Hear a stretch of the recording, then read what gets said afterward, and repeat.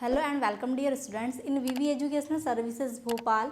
आज हम MBA third semester के स्पेशलाइजेशन बैंकिंग एंड फाइनेंस का जो सब्जेक्ट है management of banking and insurance institutions, इसकी महापरीक्षा का वीडियो बनाने जा रहे हैं, जिसमें हमने यूनिट फर्स्ट से लेके यूनिट 5 तक के कुछ टॉपिक्स लिए हैं जो आपके एग्ज़ाम के लिए इम्पॉर्टेंट हो सकते हैं। ठीक है, स्टार्ट करते हैं। सबसे पहले हम देखते हैं कि जो सब्जेक्ट का नाम है management of banking and insurance institutions, इसका मतलब क्या है, इसकी मीनिंग क्या है। ठीक है, मैनेजमेंट का मतलब आपको पता है प्रबंधन। कोई भी काम हो रहा है, कोई भी काम कोई कंपनी करवा रही है, कोई बैंक करवा रही है, कोई बीमा कंपनी करवा रही है, कोई भी काम करवा रही है, उसको क्या करना, मैनेज करना ही क्या कहलाता है, मैनेजमेंट कहलाता है। अब इसमें दो वर्ड है, क्या, banking and insurance, banking institutions और क्या होता है एक इंश्योरेंस इंस्टीट्यूशंस। बैंकिंग का मतलब है बैंक से और इंश्योरेंस का मतलब है इंश्योरेंस कंपनी या बोल सकते हैं बीमा कंपनी से। तो बैंक, इंश्योरेंस कंपनियां या बीमा कंपनियां और इंस्टीट्यूशंस मतलब कोई संस्था हो गई। ठीक है, इन सारी चीज़ों के बैंक, इंश्योरेंस कंपनी, इंस्टीट्यूशंस, इसमें जो कामकाज होते हैं उसको मैनेज करना, मतलब क्या क्या होता है मैनेज में, उसको प्लान करना, ठीक है, ऑर्गेनाइज करना, मॉनिटर करना, कंट्रोल करना, ये सारी चीज़ करना। किस किस चीज़ में, बैंक में, इंश्योरेंस कंपनी मतलब बीमा कंपनी में, इंस्टीट्यूशंस मतलब अदर कोई भी संस्था है उसमें जो भी काम हो रहा है उसको मैनेज करना ही क्या कहलाता है, management of banking and insurance institutions कहलाता है। मतलब आपका जो ये सब्जेक्ट है इसमें हमने क्या क्या पढ़ा है, इस सब्जेक्ट के अंदर हमने सारे बैंक्स पढ़े हैं, इंश्योरेंस कंपनीज पढ़ी है, जो भी इंस्टीट्यूशंस होते हैं वो पढ़े हैं, उसमें कौन कौन से काम होते हैं, ये सारी चीज़ें हमने इस सब्जेक्ट में कवर किया है। ठीक है, अब हम स्टार्ट करते हैं इसके मेन टॉपिक्स जो आपके एग्ज़ाम के लिए इम्पॉर्टेंट हो सकते हैं, जिसमें फर्स्ट टॉपिक है कमर्शियल बैंकिंग। ठीक है, कमर्शियल बैंकिंग क्या होते हैं, देखिए कमर्शियल बैंक वह बैंक होते हैं या कहना चाहिए वह बैंक है जिसमें हम क्या करते हैं, जो हमारे डेली ऑपरेशंस होते हैं बैंक से रिलेटेड। जैसे क्या, अगर आप अकाउंट ओपन कर रहे हैं, ठीक है, आप बैंक से अपना ट्रांजैक्शन ट्रांसफ़र कर रहे हैं, ट्रांजैक्शन कोई भी अदर कर रहे हैं, या फिर जैसे कि आप लोन ले रहे हैं, ठीक है, अपना डिपॉजिट जमा कर रहे हैं, तो आप कहाँ करते हैं, बैंक में करते हैं। ठीक है, यही क्या होता है, कमर्शियल बैंक में हम करते हैं। Commercial banking is a type of banking system that provide financial services such as accepting deposit, giving loans and providing payment service to individual business and institutions। तो कमर्शियल बैंक क्या है, commercial वह bank होते हैं जहाँ पर customer क्या करता है, जहाँ पर कस्टमर अपना डिपॉजिट जमा करता है, ठीक है, या फिर बोल सकते हैं लोन लेता है, अपना फंड ट्रांसफ़र करता है, अदर कोई ट्रांजैक्शन जो लेन देन होते हैं वो करता है। ये सारी चीज़ें किस में होती है, कमर्शियल बैंक में होती है। कमर्शियल बैंक को हिंदी में कहा जाता है वाणिज्यिक बैंकिंग। वाणिज्यिक बैंकिंग वह बैंकिंग प्रणाली है जिसमें बैंक आम जनता और व्यवसाय से क्या करते हैं, जमा स्वीकार करते हैं, मतलब जो डिपॉजिट होते हैं उसको एक्सेप्ट करते हैं, ऋण प्रदान करते हैं मतलब लोन देते हैं, भुगतान मतलब पेमेंट, और धन स्थानांतरित मतलब जो फंड होता है, जो पैसा होता है उसको ट्रांसफ़र करने जैसी सेवाएं देता है। कौन देता है, कमर्शियल बैंक देता है। अब कमर्शियल बैंक में क्या क्या होता है, जैसे कि हमने देखे स्टेट बैंक होता है, पंजाब नेशनल बैंक है, HDFC बैंक है, एक्सिस बैंक है, ये सारे प्रकार के बैंक होते हैं। अब हम इसमें देखेंगे कमर्शियल बैंक की टाइप कि कौन कौन से प्राइवेट सेक्टर बैंक्स है, कौन से पब्लिक बैंक है, ठीक है, फॉरेन बैंक कौन कौन से हो सकते हैं, रीजनल रूरल बैंक कौन कौन से होते हैं, ये क्या है, सारे कमर्शियल बैंकिंग के टाइप है, जिसे हम स्टेप बाय स्टेप कवर करेंगे। एग्जाम्पल देखिए, मैंने आपको बताया कि कमर्शियल बैंक कौन कौन से हैं, SBI है, PNB मतलब पंजाब नेशनल बैंक है, HDFC है, ठीक है, ICI है। अब ये क्या है, ये सारे बैंक है, बट इसमें से क्या है, इसमें से कुछ प्राइवेट सेक्टर बैंक है, कुछ पब्लिक सेक्टर बैंक हैं या अदर, जैसे कि अगर हम अभी जैसे कि इसमें टाइप्स पढ़ेंगे उसमें हम स्टेप बाय स्टेप कवर करेंगे। अब जैसे कोई भी कस्टमर उस बैंक से क्या कर रहा है, अकाउंट ओपन कर रहा है, ठीक है, ट्रांसफ़र कर रहा है पैसा, ठीक है, या फिर कोई लोन ले रहा है, डिपॉजिट जमा कर रहा है, तो वो सारी क्रियाएं किस में कर रहा है, उस बैंक में कर रहा है। कौन से बैंक में, जो वो अगर प्राइवेट सेक्टर बैंक में अकाउंट ओपन कर रहा है उस पर डिपेंड करता है, वो गवर्नमेंट कहना चाहिए पब्लिक सेक्टर बैंक में अकाउंट ओपन कर रहा है उस पर डिपेंड कर रहा है। ठीक है, जिसमें फर्स्ट टाइप है इसका types of commercial banking. Commercial bank क्या था? कमर्शियल बैंक वह बैंक होते हैं जिसमें आम जनता अपना पैसा जमा करती है, मतलब अपना डिपॉजिट जमा करती है, लोन लेती है, फंड ट्रांसफ़र करती है, ये सारी चीज़ें जो होती है जहाँ पर होती है उसे ही कमर्शियल बैंक कहते हैं। अब हम देखेंगे कमर्शियल बैंक के टाइप कौन कौन से होते हैं। फर्स्ट है public sector commercial bank, sector है private sector commercial bank, third है फॉरेन कमर्शियल बैंक और फोर्थ है रीजनल रूरल बैंक। ठीक है, public sector bank, private sector bank, foreign commercial bank और रीजनल रूरल बैंक। ठीक है, ये 4 टाइप से कमर्शियल बैंक होते हैं। अब देखिए जो सरकार के स्वामित्व वाले बैंक होते हैं, मतलब जिससे गवर्नमेंट और आरबीआई मिलकर चलाती है। ठीक है, मतलब उसमें ऑनरशिप किसकी होगी? गवर्नमेंट की होगी। वो बैंक क्या कहलाते हैं? वो बैंक कहलाते हैं public sector bank. Private sector bank जिन्हें कोई प्राइवेट कंपनियां चलाती है, ठीक है, वो कहलाते हैं प्राइवेट सेक्टर बैंक। फिर है foreign commercial bank. Foreign commercial bank वह बैंक होते हैं जिनको जो क्या करते हैं, उनकी जो शाखाएं होती है भारत में होती है और उसके जो बैंक कहाँ होते हैं, फॉरेन मतलब अदर कंट्री में होते हैं, मतलब विदेशों में क्या है वो उनके बैंक है और उन्होंने अपनी शाखाएं किसने भारत में खोल रखी है, वो कहलाते हैं फॉरेन कमर्शियल बैंक। फिर है रीजनल रूरल बैंक। तो रीजनल रूरल बैंक वह बैंक होते हैं जिसमें ग्रामीण और कृषि क्षेत्र के लिए बैंक होते हैं, मतलब जो ग्रामीण एरिया के बैंक होते हैं। ठीक है, जो गांव के लोगों जैसे फार्मर्स हो गए उनको बीज के लिए या फिर अदर कोई फैसिलिटी मतलब फसल से रिलेटेड जो भी काम है, ठीक है, उसके लिए लोन देने के लिए जो भी बैंक का वो यूज़ करते हैं उसे रीजनल रूरल बैंक कहा जाता है। या सिंपल सा बोले तो जो ग्रामीण क्षेत्र के बैंक होते हैं जो क्या करते हैं, कृषि क्षेत्र में अपना योगदान देते हैं, कृषि क्षेत्र को बढ़ावा देते हैं, उन बैंक को रीजनल रूरल बैंक कहा जाता है।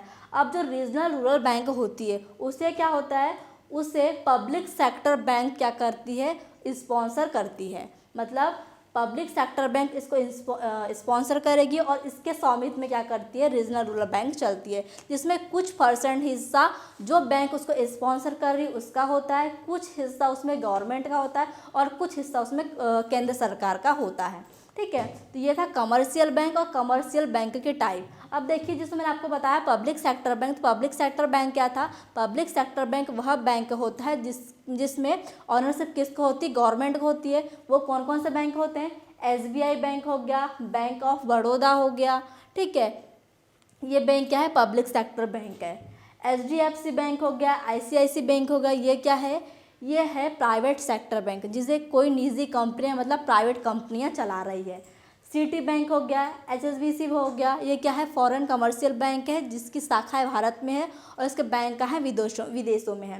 रीजनल रूरल बैंक में जैसे आ गया ग्रामीण बैंक, ये क्या है, ये ग्रामीण बैंक अपने गाँव के में जो भी कृषि से रिलेटेड जो भी काम होता है उसके लिए यूज़ किए जाते हैं। ठीक है, तो यह है कमर्शियल बैंक और कमर्शियल बैंक के टाइप। अब सेकंड टाइप है banker customer legal relationship. Banker customer legal relationship का मतलब होता है जैसे कि मान लो ये एक बैंक है और ये एक कस्टमर है। ठीक है, अब इस कस्टमर ने इस बैंक से क्या किया है, अपना अकाउंट ओपन करवाया। इस कस्टमर ने इस बैंक में अपना मतलब अकाउंट ओपन कर लिया। मान लो ये बैंक है एसबीआई।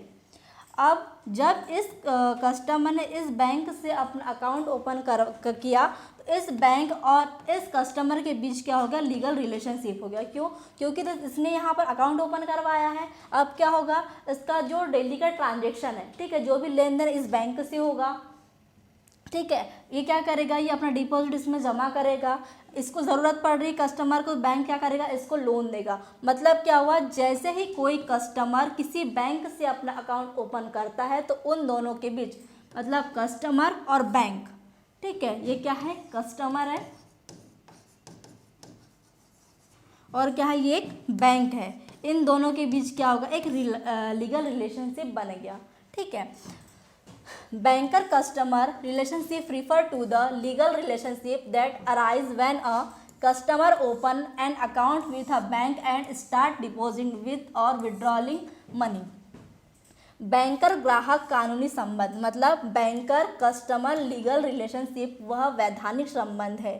ठीक है, मतलब लीगल रिलेशनशिप है जो तब बनता है जब कोई व्यक्ति बैंक में खाता खोलता है और बैंक से लेन देन करता है। जैसे मैंने आपको बताया, ये क्या है, एक बैंक है और एक कस्टमर है। जब कस्टमर बैंक से अकाउंट ओपन करता है तब क्या बन जाता है, उन दोनों के बीच एक लीगल रिलेशनशिप बन जाता है, क्योंकि जब भी कोई कस्टमर उस बैंक से अपना अकाउंट ओपन करता है तो उन दोनों के बीच क्या हो जाता है, लेन देन शुरू हो जाता है। ठीक है, तो यह है बैंकर कस्टमर लीगल रिलेशनशिप। अब हम इसमें देखेंगे कौन कौन से लीगल रिलेशनशिप हो सकते हैं एक बैंक और कस्टमर के बीच। ठीक है, अब देखिए इसमें फर्स्ट है डेबिटर एंड क्रेडिटर। ठीक है, अब debtor and creditor legal relationship में हम देखेंगे कि डेबिटर और क्रेडिटर में कौन कौन से लीगल रिलेशनशिप बन रहे हैं। जब बैंक और ग्राहक के बीच पैसे का लेन देन का संबंध बनता है तब क्या होता है, डेबिटर और क्रेडिटर का एक संबंध बनता है। ठीक है, जब ग्राहक क्या करेगा, पैसा जमा करता है। मान लो जैसे मैंने आपको बताया था कि वो एक कस्टमर है, उसने बैंक से अकाउंट ओपन करवाया। ठीक है, उसने क्या किया, बैंक से अकाउंट ओपन करवाया और उसके बाद ग्राहक ने क्या किया, बैंक में पैसा जमा किया। उसने पहले अकाउंट ओपन करवाया, फिर बैंक में पैसा जमा करवाया। तब क्या होगा, बैंक बन गया उसका देनदार और कस्टमर बन गया उसका लेनदार। ठीक है, मतलब इसमें बैंक क्या है, डेबिटर है और कस्टमर क्या है, क्रेडिटर है। क्योंकि और फिर सेकंड कंडीशन क्या हो सकती है, जब बैंक लोन देता है। अब क्या हुआ है, अब बैंक ने लोन दिया है, तब क्या होगा, बैंक बन जाएगा लेनदार और कस्टमर बन जाएगा देनदार। ठीक है, क्योंकि कस्टमर को देना है और बैंक को क्या करना है, लेना है। ठीक है, फिर सेकंड रिलेशनशिप है एजेंट और प्रिंसिपल का। इसमें क्या होता है, जब बैंक ग्राहक की तरफ से काम करता है। जब कोई भी बैंक क्या करेगा, अपने कस्टमर की साइड से काम करेगा तो एजेंट और प्रिंसिपल, ठीक है, एजेंट और प्रिंसिपल का लीगल रिलेशनशिप बनता है, जिसमें जो बैंक होता है वो एजेंट होता है और कस्टमर क्या होता है, प्रिंसिपल होता है। ठीक है, जैसे कि चेक कलेक्ट करना है, बिल भरना है। ऐसा देखो आजकल मॉडर्न बैंकिंग आ गई है, इसमें क्या होता है, इसमें आपके अकाउंट से आपका बिल पे हो जाता है। ठीक है, आपका अकाउंट था, आपके अकाउंट में पैसा था और क्या हुआ, जैसे आपका बिल आया अकाउंट से पैसा कट गया, मतलब बैंक से वो काम हुआ है। ठीक है, मतलब आपके हित में बैंक ने काम किया, आपके हित में बैंक ने काम किया, आपकी तरफ से बैंक ने काम किया, तो क्या होगा, उस कंडीशन में बैंक क्या कहलाती है, एजेंट कहलाती है और जो कस्टमर होता है वो क्या कहलाता है, प्रिंसिपल कहलाता है। ठीक है, ये भी क्या है, एजेंट और प्रिंसिपल में एक लीगल रिलेशनशिप है। फिर है ट्रस्टी और बेनिफिशरी। ठीक है, ट्रस्टी और बेनिफिशरी, जब बैंक ग्राहक की संपत्ति या पैसे को भरोसे से संभाल कर रखता है। अब इस कंडीशन में क्या होगा, एक बैंक ने क्या किया, जो ग्राहक है मतलब जो कस्टमर है उसकी संपत्ति को, उसके जो असेट्स थे, उसकी जो प्रॉपर्टी थी या उसका जो पैसा था, उसको क्या किया, अपने पास भरोसे से संभाल कर रखा है। ठीक है, इसमें क्या होगा, इस कंडीशन में बैंक क्या कहलाएगी, बैंक कहलाएगी ट्रस्टी। ठीक है, और लाभार्थी कौन कहलाएगा, कस्टमर, मतलब जो बेनिफिशरी वो कौन कहलाएगा, कस्टमर कहलाएगा। इसमें कस्टमर का लाभ है और क्या है, बैंक क्या है, ट्रस्टी है, क्योंकि कस्टमर ने क्या किया है, बैंक पे ट्रस्ट करके उसका जो प्रॉपर्टी थी, उसके जो असेट्स है, उसके जो पैसे हैं, उनको संभाल के रखा है। इस कंडीशन में क्या होगा, बैंक कहलाएगी क्या, ट्रस्टी, और जो कस्टमर है वो कहलाएगा बेनिफिशरी। फिर है बैलर एंड बैली, मतलब जमा करने वाला और रखने वाला। जब ग्राहक अपनी कीमती चीज़ सुरक्षित रखने के लिए बैंक को देता है। अब क्या हुआ इस कंडीशन में, इस कंडीशन में हुआ कि किसी ग्राहक ने अपनी कोई कीमती सामान किसको दिया है, बैंक को सुरक्षित रखने के लिए दिया है। उसने मतलब बैंक में उस चीज़ को दे दिया, ठीक है, ताकि वो सुरक्षित रह सके। उस कंडीशन में क्या हुआ, कस्टमर जमा करने वाला हुआ, मतलब बैलर हुआ। ठीक है, जमा करने वाला क्या है, कस्टमर है, मतलब बैलर, और रखने वाला कौन है, बैंक, मतलब बैली। ठीक है, तो क्या हुआ, ये बैलर और बैली का लीगल रिलेशनशिप बना। फिर है मॉर्टगेज और मॉर्टजी। ठीक है, मतलब गिरवी रखने वाला और गिरवी लेने वाला। अब जैसे देखिए, अगर कोई किसी कस्टमर है, किसी कस्टमर की कोई अचल संपत्ति जैसे घर हो गया, उसकी ज़मीन हो गई, ठीक है, कर्ज के बदले उसने क्या करी है, उसको गिरवी रखी है, किसके पास, बैंक के पास। तो क्या हुआ, कस्टमर गिरवी रखने वाला है, मतलब मॉर्टगेजर, और गिरवी किसने रखा है, बैंक ने रखा है, तो क्या कहलाएगी, मॉर्टजी कहलाती है। ठीक है, मतलब जिसने गिरवी रखा, बैंक, बैंक इसमें क्या है, मॉर्टगेजर है, और बैंक क्या है, बैंक ने गिरवी रखा है। ठीक है। कस्टमर ने गिरवी रखा और बैंक ने गिरवी अपने पास रख लिया, उस कंडीशन में क्या होगा, गिरवी रखने वाला कस्टमर मॉर्टगेजर कहलाएगा और गिरवी लेने वाला कौन है, बैंक है, वो क्या कहलाएगा, मॉर्टगेजी कहलाता है। ठीक है, ये बनता है बैंकर और कस्टमर के बीच लीगल रिलेशनशिप। फिर है प्लेजर एंड प्लेजी। ठीक है, गिरवी रखने वाला और गिरवी लेने वाला। जब अचल संपत्ति, वो क्या थी, मतलब ये क्या है, चल संपत्ति, और जैसे मॉर्टगेजर और मॉर्टगेजी के बीच हमने लीगल रिलेशनशिप देखा, उसमें क्या था, जो भी अचल संपत्ति थी जैसे कि घर, मकान, ठीक है, उसको गिरवी रखना और उसको गिरवी लेना चल रहा था। अब इस कंडीशन में क्या हो रहा है, जैसे कोई चल संपत्ति होती है, ठीक है, वो चल संपत्ति के बदले या कोई कर्ज के बदले दी जाती है, तो उसमें क्या होता है, उस कंडीशन में अगर कोई भी कस्टमर अपनी चल संपत्ति को बैंक के पास गिरवी रखता है, उस कंडीशन में क्या होता है, कस्टमर गिरवी रखने वाला होता है, जिसे क्या कहा जाता है, प्लेजर कहा जाता है, और गिरवी किसने लिया है, बैंक ने लिया है, उसे क्या कहा जाता है, प्लेजी कहा जाता है। ठीक है, ये क्या बना, ये भी एक बैंक और कस्टमर के बीच लीगल रिलेशनशिप बना। फिर है हाइपोथेकेटर और हाइपोथेकेटी। ठीक है, हाइपोथेकेटर और हाइपोथेकेटी के बीच क्या लीगल रिलेशनशिप बनता है, जब ग्राहक कर्ज के बदले चल संपत्ति बैंक के नाम पर रखता है। उसने क्या किया, गिरवी नहीं रखा, उस संपत्ति को बैंक के नाम पर ही रख दिया। उस कंडीशन में क्या होगा, लेकिन उस चीज़ का कब्जा ग्राहक के पास ही रहता है। इस कंडीशन में क्या हुआ है कि उस कस्टमर ने वो चीज़ को, वो अपनी चल संपत्ति को क्या किया, बैंक को दे दिया। ठीक है, बैंक के नाम पर उसको रख दिया, बट क्या है, उसका अभी भी मालिक कौन है, वही व्यक्ति है जिसने उसको गिरवी रखा है। उस कंडीशन में क्या होता है, उस कंडीशन में जो कस्टमर है वो हाइपोथेकेटर कहलाता है और जो बैंक है वो हाइपोथेकेटी कहलाता है। फिर है लेजर और लेजी। ठीक है, लेजर और लेजी मतलब किराया देने वाला और किराया लेने वाला। ठीक है, जब बैंक अपनी सुविधा ग्राहक को किराए पर देता है, ठीक है, इस कंडीशन में क्या होता है, कस्टमर किराया लेने वाला होता है जिसे लेजी कहा जाता है, और बैंक क्या होता है, किराया देने वाला होता है जिसे लेजर कहा जाता है। फिर है गारंटर और बेनिफिशियरी, मतलब गारंटी लेने वाला और उसका लाभ उठाने वाला, मतलब जो लाभ पाता है। उस कंडीशन में क्या कहलाता है, जब बैंक किसी तीसरे व्यक्ति के लिए गारंटी लेता है, जैसे कि दो लोग के बीच की बात है और तीसरा व्यक्ति क्या करता है, उस चीज़ की गारंटी लेता है।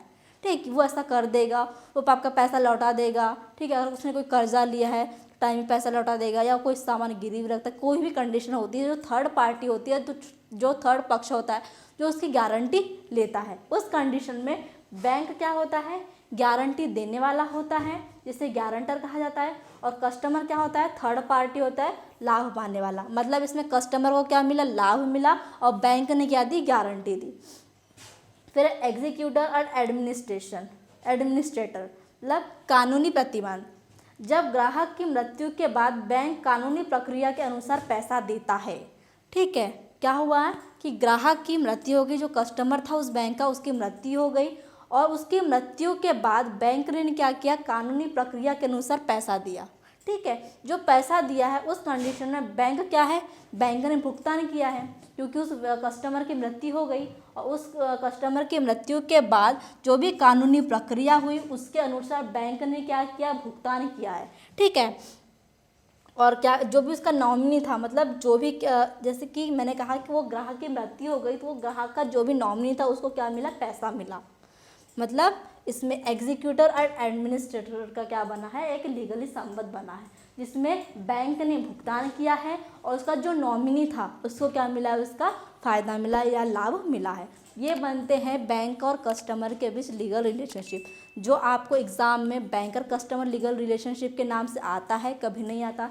आपको डायरेक्ट हाइपोथेकेटी के बीच लीगल रिलेशनशिप पूछ लेता है, प्लेजर एंड प्लेजी के बीच लीगल रिलेशनशिप पूछ लेता है। ठीक है, लेजर लेजी के बीच पूछ लेता है, एजेंट प्रिंसिपल के बीच लीगल रिलेशनशिप। कोई भी आपको, जो मैंने आपको पॉइंट बताए हैं 10, इसमें से कोई भी आपको पॉइंट लीगल रिलेशनशिप के रूप में पूछ सकता है। ठीक है, अब हम देखते हैं आपका थर्ड टॉपिक है एनपीए। ठीक है, non performing assets. Non performing asset का मतलब होता है, जैसे कि क्या हुआ, किसी कस्टमर ने बैंक से लोन लिया, उसके बाद क्या कर रहा है, वो उस बैंक से जो लोन है उसमें कोई परफॉर्मेंस हो ही नहीं रही है। ठीक है, उसकी परफॉर्मेंस क्या बंद हो गई है, वो क्या बन जाता है, एक एनपी नॉन परफॉर्मिंग एसेट बन जाता है। अब उसमें कोई परफॉर्म होएगी नहीं तो क्या बन जाएगा, एक नॉन परफॉर्मिंग एसेट बन जाएगा। A non-performing asset NPA is a loan of advance on which the borrower has stopped paying interest of principal for a satisfied period। NPA क्या होता है, NPA वह लोन होता है जिस पर ग्राहक लगातार तय समय तक ब्याज या मूलधन का भुगतान नहीं करता। ठीक है, अब क्या है, एक कस्टमर था, एक कस्टमर ने क्या किया है, बैंक से लोन लिया। ठीक है, उसके बाद उसने लोन तो ले लिया, बट उसने जो टाइम लगाया था या जितने टाइम के लिए उसने क्या किया था, लोन लिया था, मान लो उसने 2 महीने के लिए क्या किया, लोन लिया, 2 महीने हो गए, 3 महीने हो गए, 4 महीने हो गए, मतलब लगातार समय तक, मान लो 2 महीने तक लोन लिया और 1 साल तक क्या हो गया, 1 साल हो गए हैं अब, और उसने लोन को बिल्कुल नहीं चुकाया है, मतलब लगातार समय क्या हुआ, बढ़ता गया, और उसने ब्याज भी नहीं दिया, जितना ब्याज उसका बन रहा था, जो उसका मूलधन था, जो उसने मूलधन लिया था, ठीक है, वो भी नहीं दिया है, मतलब उसने ब्याज मूलधन दोनों चीज़ का भुगतान नहीं किया है, तो क्या बन जाएगा, वह लोन उसका नॉन परफॉर्मिंग असेट कहलाता है। आरबीआई रूल्स के अकॉर्डिंग अगर कोई भी कस्टमर अपना लोन 90 दिन तक, मतलब 3 महीने तक नहीं चुकाता है, ठीक है, 3 महीने तक वो नहीं चुका पाता है, तो क्या बन जाता है, उसका लोन एक नॉन परफॉर्मिंग असेट बन जाता है। एग्जाम्पल देखिए, एक व्यक्ति है जिसका नाम क्या है, राम। राम ने बैंक से क्या किया, कार लोन लिया। ठीक है, एक व्यक्ति था, उसने क्या किया है, बैंक से कार लोन लिया, लेकिन 3 महीने तक ईएमआई क्या करी, नहीं भरी, तो क्या बन जाएगा, वो लोन उसका नॉन परफॉर्मिंग असेट बन जाएगा, क्योंकि उसने 90 दिन तक कोई भी परफॉर्मेंस नहीं दिया, उसने कोई भी पेमेंट नहीं चुकाया, कोई भी ईएमआई नहीं भरी है, तो क्या होगा, अब उसका जो लोन है एक नॉन परफॉर्मिंग असेट बन जाएगा। ठीक है, यही कहलाता है नॉन परफॉर्मिंग असेट्स, एनपीए जिसे कहा जाता है। अब हम देखेंगे कि नॉन परफॉर्मिंग असेट मतलब एनपीए कितने टाइप्स के होते हैं, उसके टाइप्स देखते हैं स्टेप बाय स्टेप। फर्स्ट है सब स्टैंडर्ड असेट। ठीक है, सब स्टैंडर्ड असेट वह असेट होते हैं जिसमें क्या होता है, 12 महीने से कम हुआ हो। अब जैसे मैंने बताया कि एनपीए कब बनता है लोन, जब 3 मंथ, ठीक है, 3 मंथ हो गए लोन को और उसने क्या किया, 3 मंथ तक अपना लोन पे नहीं किया। ठीक है, अब 3 महीने मतलब 90 दिन, 90 दिन से बढ़कर 90 दिन हुए। ठीक है, मतलब 3 महीने हुए, 4 महीने हुए, 5 महीने हुए, 6 महीने हुए, 7 महीने हुए, 8 महीने हुए, 9 महीने हुए, 10 महीने, मतलब 3 महीने से लेकर कितना हो गया, 12 महीने हो गए। ठीक है, 12 महीने तक उसने क्या किया है, लोन पे नहीं किया है। अब 12 महीने हो गए, लोन पे नहीं हुआ, तो क्या बन जाएगा, वो सब स्टैंडर्ड असेट कहलाता है। ठीक है, मतलब उसने 3 महीने से लेकर 12 महीने तक कोई प्रोसेस नहीं किया है, उसने उस टाइम तक बिल्कुल भी अपना जो भी लोन था उसको पे नहीं किया, और 12 महीने के बाद उसने क्या किया, अपने लोन को चुकाना प्रारंभ कर दिया, मतलब उसका जो लोन था वो अब क्या दे रहा है, परफॉर्मेंस दे रहा है, तो वो कहलाता है क्या है, सब स्टैंडर्ड असेट्स। मतलब 12 महीने से कम हुआ, 3 महीने से लेकर 12 महीने तक, मतलब 90 दिन से लेकर 365 दिन के बीच में अगर वो अपना जो लोन है उसको परफॉर्मेंस देना स्टार्ट कर देता है, तो वो कहलाता है सब स्टैंडर्ड असेट। फिर सेकंड है डाउटफुल असेट। डाउटफुल असेट क्या होता है, डाउटफुल असेट वह होता है जो 12 महीने से ज़्यादा हो जाए। ठीक है, 12 महीने से ज़्यादा हो जाए, जैसे 14 महीने हो जाए, 16 महीने हो जाए, उसके बाद भी वो कस्टमर अपना क्या कर रहा है, लोन नहीं चुका रहा है। ठीक है, वो क्या बन जाता है, एक डाउटफुल असेट बन जाता है, क्योंकि उसकी गारंटी कम रहती है कि अब वो लोन चुका पाएगा या लोन देगा। ठीक है, मतलब इसमें पैसा मिलने में क्या हो गया है, डाउट हो गया है। फिर है लॉस असेट्स। लॉस असेट्स क्या होता है कि अब क्या हो गया है कि बैंक को लॉस हो चुका है, अब उसे बैंक को लगने लगा है कि उसका जो भी लोन था वो उसको रिटर्न नहीं मिलेगा, उसका लॉस हो चुका है, अब उसका रिकवरी बैंक नहीं कर सकती है, तो वो कहलाता है लॉस असेट्स। ठीक है, ये था एनपीए और एनपीए के टाइप्स।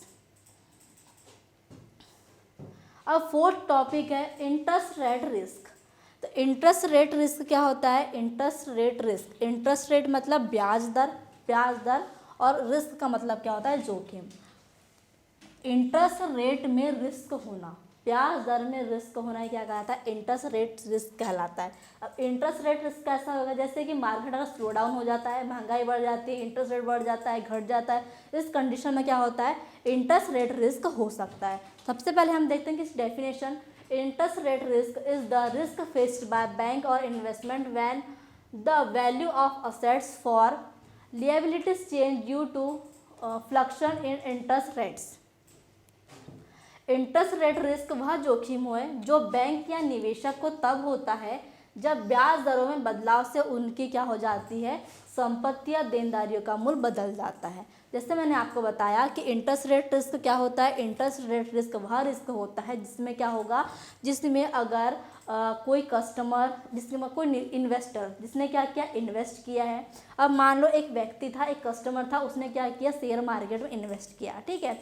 अब क्या हुआ, शेयर मार्केट में इन्वेस्ट किया और शेयर्स गिर गए, उसे क्या होगा, लॉस होगा, ठीक है। अब जैसे कि किसी व्यक्ति ने क्या किया है, लोन लिया, उसने 10% पे लोन लिया, अब क्या हो गया, वही इंटरेस्ट रेट कम होकर 7% होगा, क्या होगा, उस कस्टमर को लॉस होगा। मान लो किसी बैंक ने अगर पहले 7% पे उसको लोन दे दिया किसी कस्टमर को और अब रेट बढ़ के 10% हो गया, अब किसको लॉस होगा, बैंक को लॉस होगा। मतलब इंटरेस्ट रेट रिस्क यही कहलाता है जिसके बदलने पर, महंगाई बढ़ने पर, मार्केट स्लो डाउन हो रहा है, कोई भी कंडीशन होती है तो लॉस होने के चांसेस क्या होते हैं, बढ़ जाते हैं। तो इंटरेस्ट रेट किस रिस्क है, इंटरेस्ट रेट रिस्क वह रिस्क है जो बैंक या निवेशक को तब होता है, मतलब बैंक हो गई, इन्वेस्टर्स हो गए, उनको तब होगा जब क्या होगा, ब्याज दर मतलब इंटरेस्ट रेट में किसी भी प्रकार का कोई बदलाव होता है, कोई मूल्य बदलता है, घटता है, बढ़ता है, कोई भी असेट्स को जो भी लिएबिलिटीज में कम ज़्यादा होती है, तब क्या होता है, इंटरेस्ट रेट रिस्क होता है। अब हम देखते हैं इंटरेस्ट रेट रिस्क के टाइप्स, जिसमें फर्स्ट है गैप रिस्क, ठीक है। गैप रिस्क क्या होता है, गैप रिस्क वह रिस्क है जब बैंक की असेट्स और लिएबिलिटी के इंटरेस्ट रेट अलग अलग समय पर बदलते हैं। अब असेट्स क्या होते हैं, असेट्स वे कहलाते हैं जैसे कि किसी बैंक ने कस्टमर को लोन दिया है, ठीक है, बैंक ने किसको दिया है लोन, कस्टमर को दिया है, तो वो क्या कहलाएंगे, असेट्स कहलाएंगे। और लिएबिलिटीज क्या होती है, जो कस्टमर ने बैंक के पास डिपॉजिट रखा है, वो कहलाती है लिएबिलिटीज, ठीक है। असेट्स क्या है, जो बैंक ने कस्टमर को दिए हैं, लिएबिलिटीज क्या है, जो कस्टमर ने बैंक के पास डिपॉजिट जमा रखा है। अब इन दोनों के रेट क्या होता है, अलग अलग समय पर बदलते हैं। अब देखो किसी बैंक ने क्या कर लिया, लोन दे दिया, ठीक है, 8% पे, फिर वो बदल के 10% हो गया। अब किसी कस्टमर ने बैंक में डिपॉजिट कर दिया, कितने परसेंट पर, 7% पर, अब बैंक की इंटरेस्ट रेट कितनी हो गई, 10% हो गई है। मतलब दोनों को जो इंटरेस्ट रेट है, लिएबिलिटीज़ के भी और असेट्स के भी अलग अलग टाइम पर चेंज होते हैं, अलग अलग टाइम पर बदलते हैं, तो वो कहलाता है गैप रिस्क। फिर सेकेंड है री इन्वेस्टमेंट रिस्क। री इन्वेस्टमेंट रिस्क वह रिस्क होता है जब इंटरेस्ट मिलने के बाद पैसा कम रेट पर री इन्वेस्ट करना पड़े, ठीक है। क्या हो रहा है इसमें ये चीज़ हो रही है कि इंटरेस्ट मिल रहा है, ठीक है, ब्याज मिल रहा है, और मिलने के बाद आपने क्या किया, एक बैंक में उसको इन्वेस्ट किया, ठीक है, वहाँ से अपने जो ब्याज दर थी उसके आधार पे आपने पैसा ले लिया, उसके बाद अगर उसी चीज़ को आप री इन्वेस्टमेंट करने पर आप कम पैसे में उसको क्या कर रहे हैं, इन्वेस्ट कर रहे हैं, ठीक है, या आपको उसको कम पैसे में री इन्वेस्ट करना पड़ रहा है, तो वह कहलाता है, उसमें क्या होगा, फिर रिटर्न कम हो जाएगा, क्योंकि आपने क्या किया, उसी असेट्स को पहले कम ज़्यादा इसमें दिया, ज़्यादा इंटरेस्ट रेट पे दिया, उसके बाद वहाँ से निकालने के बाद आपने उसको कम इंटरेस्ट रेट पर फिर से इन्वेस्ट किया है, तो उसमें क्या होगा, आपको रिटर्न कम मिलेगा, तो वो कहलाता है री इन्वेस्टमेंट रिस्क। फिर थर्ड है immediate option risk. Immediate option risk क्या होता है, जब लोन या बॉन्ड में रीपेमेंट या कॉल ऑप्शन जैसी सुविधा हो, ठीक है, मतलब क्या हो रहा है, जैसे कि किसी ने लोन लिया या कोई लोन है, ठीक है, उसमें क्या है, रीपेमेंट या कॉल ऑप्शन होती है, जैसी सुविधा होती है, तो क्या होगा, जो इंटरेस्ट रेट है, मतलब जो ब्याज दर है, वो बदलने पर बैंक या निवेशक को क्या हो सकता है, नुकसान हो सकता है। इस कंडीशन में क्या कहलाते हैं, उसको इमीडिएट ऑप्शन रिस्क कहा जाता है। फिर है fourth price market risk. Price market risk क्या होता है, प्राइस मार्केट रिस्क वह रिस्क होता है जिसमें इंटरेस्ट रेट बदलने से बॉन्ड और सिक्योरिटीज़ की मार्केट वैल्यू घट जाती है या बढ़ जाती है। मतलब इंटरेस्ट रेट बदली, उसके जो बॉन्ड्स हैं, जो गवर्नमेंट सिक्योरिटीज़ होती है, उनमें भी क्या हुआ, चेंज हुआ, मार्केट की वैल्यू घट गई या बढ़ गई, उस कंडीशन में क्या होता है, उसको कहते हैं प्राइस या मार्केट रिस्क। फिर है बेसिस रिस्क। बेसिस रिस्क वह रिस्क होता है जब दो अलग अलग इंटरेस्ट रेट इंडिकेंस, ठीक है, मतलब अलग अलग जहाँ पर इंटरेस्ट रेट लग रहा है, ठीक है, अलग अलग इंटरेस्ट रेट के बीच जो इंडेक्स होते हैं। नेक्स्ट टॉपिक है हमारा reserve bank of India, RBI, ठीक है। तो आरबीआई क्या होता है? आरबीआई हमारे भारत का एक सेंट्रल बैंक है जो सारी बैंक को क्या करता है, रेगुलेट करता है, कंट्रोल करता है, ठीक है, करेंसी इशू करता है, सारे बैंक को चलाता है। स्टार्ट करते हैं। The reserve bank of India, RBI is the central bank of India which regulate the issue of currency, manage monetary policy and supervise commercial banks. तो क्या है? भारतीय रिजर्व बैंक, जिसे बोलते हैं रिजर्व बैंक ऑफ इंडिया, वो क्या है? भारत का केंद्रीय बैंक है या सेंट्रल बैंक होता है जो क्या करता है, करेंसी इशू करता है, मुद्रा जारी करता है, मौद्रिक नीति लागू करता है, वाणिज्यिक बैंकों की निगरानी करता है।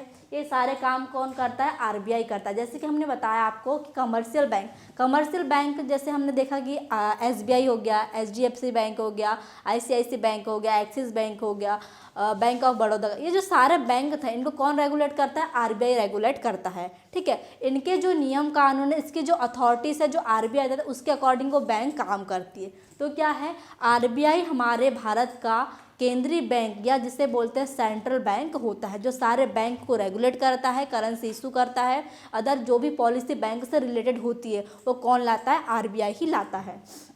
एग्जाम्पल देखिए, जब इन्फ्लेशन कंट्रोल करनी होती है, ठीक है, तो आरबीआई रेपो रेट बढ़ा या घटाकर इंटरेस्ट रेट बदलता है। जैसे क्या हो रही है, आप देख रहे हैं कि महंगाई बढ़ते जा रही है, ठीक है, अब महंगाई बढ़ रही है, अब किसी किसी चीज़ में महंगाई बढ़ रही है, अब उसको क्या करना है? कंट्रोल करना है। तो क्या करेगा?